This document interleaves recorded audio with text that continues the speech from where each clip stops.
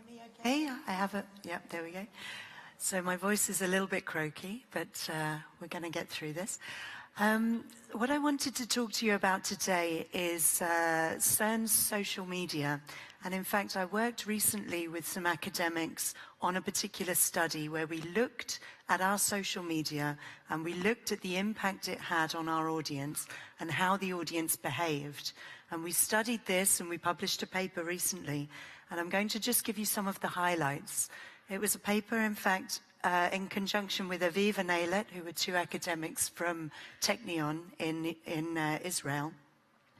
And I find the results very interesting, so I'm hoping that you do as well.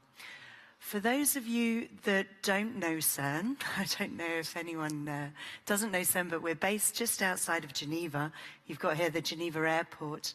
You've got the Large Hadron Collider running 27 kilometers in circumference, 100 meters underground. And you've got here the Swiss-French border that runs right through the middle of it here, wiggles its way through. So we've got 22 member states, and we have people from all over the world coming and doing their particle physics research. And in fact, going from what CERN does to our presence on social media, this was the evolution of us on social media. We were one of the first laboratories, first organizations to be on YouTube back in 2007. In 2008, when we started up the Large Hadron Collider, we saw a need to be on Twitter. We began first in English, but because we're a bilingual laboratory, we also opened a French Twitter account shortly afterwards. In 2011, it was actually the Human Resources Department that put us onto Facebook first, because they saw a need for talent acquisition, that the young people were actually on Facebook, and this would be a good way to inspire them to come and work at CERN. Then in 2012, we created the role of social media manager. And this was a role that I had from 2012 until earlier this year, when I now lead the team of social media, website, and all of the editorial content. So in 2012, we consolidated our presence on Google+ and also on LinkedIn. And we later developed Instagram and presence on Reddit as well. And in terms of our social media strategy, we've got three aims of that strategy.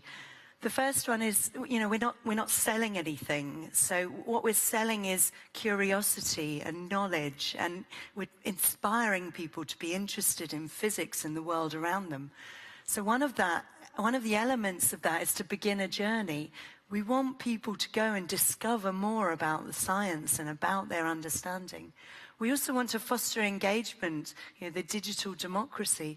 We want people to be engaged with what we do. It's a publicly funded organization, so we want that the public are interested and engaged. And we also want to retain positive sentiment. You can think of this as different themes. There's an educational theme, an engagement theme, and a pure marketing theme. And the beauty of this in social media is that you can measure it. We were looking at click-throughs, how long people stayed on the website, and also what did they share, what did they comment on, and the pure likes on social media. And it was the fact that we could measure all of these elements and tie it so closely to our strategy that led to the study that we did, the academic study. So this is a very busy slide, but it's just to explain what we did for the study. We had 8 weeks of data here and 5 social media channels. So we had Facebook, Twitter in English, Twitter in French, Google+, and Instagram. What we did for the study was looked at all of the posts where we shared an image. And we looked at how people responded to this. And in fact, there were 4 different types of posts. One of them were newsworthy posts, but there were also wow images, just amazing images from our archive that really just inspired people. There were images from our history, black and white images, and also weird images where people had to guess what it was. And there was always a link to find out more that they got after they'd made their guesses. What we found, in fact, was of the 214 posts that we sent out in that 8-week period, there were less than half were newsworthy. So this was another feature. It was looking at, do people respond to social media just because it's news? Or is it the image? And we wanted to really look into that. What we found of those 214 posts was that 35 of them were what we classed as high engagement items. So the audience responded higher than what we expected.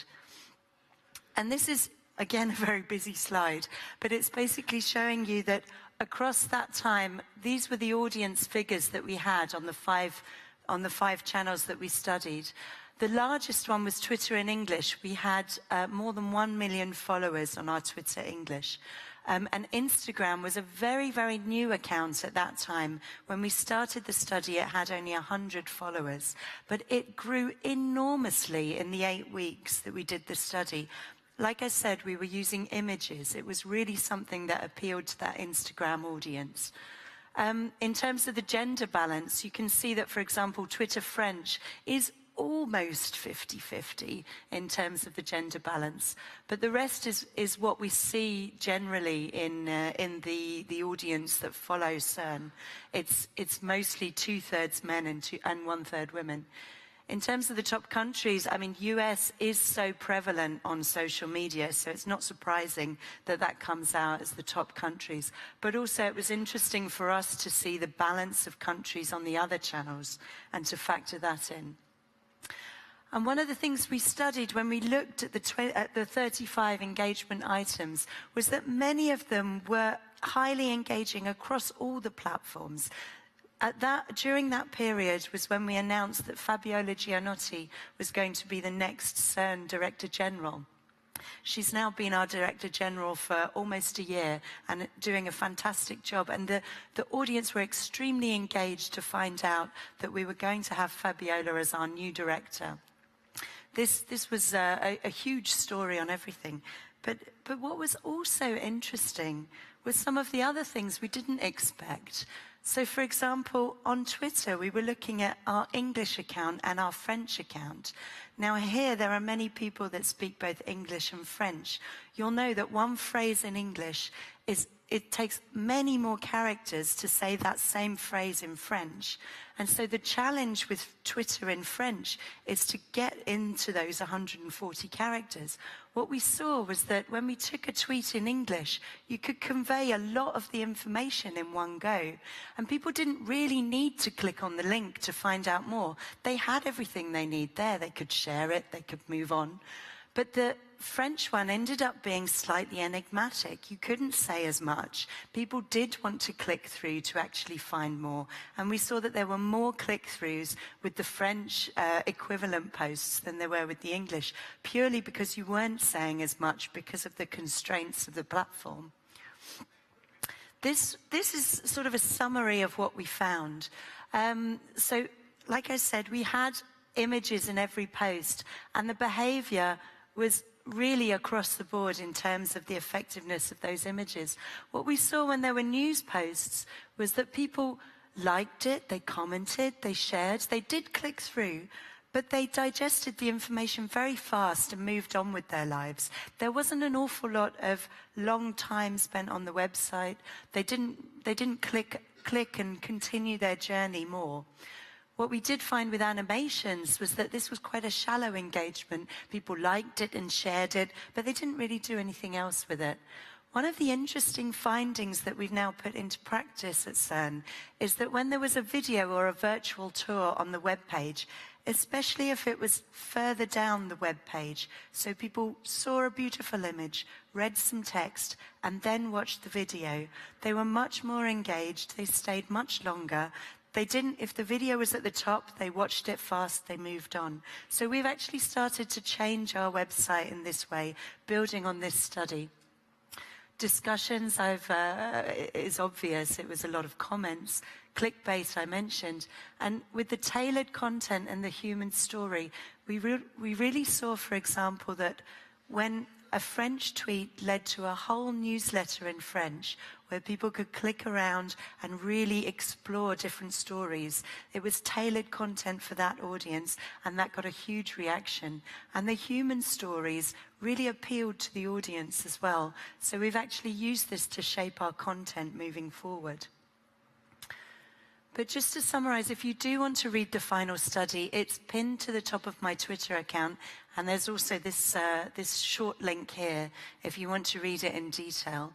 And certainly in the case of CERN, it has shaped the way that we've done social media, the way that we've done editorial content since, and the way that we are now redeveloping our website just based on these findings. So I've found it extremely useful, and I hope you do too. Thank you.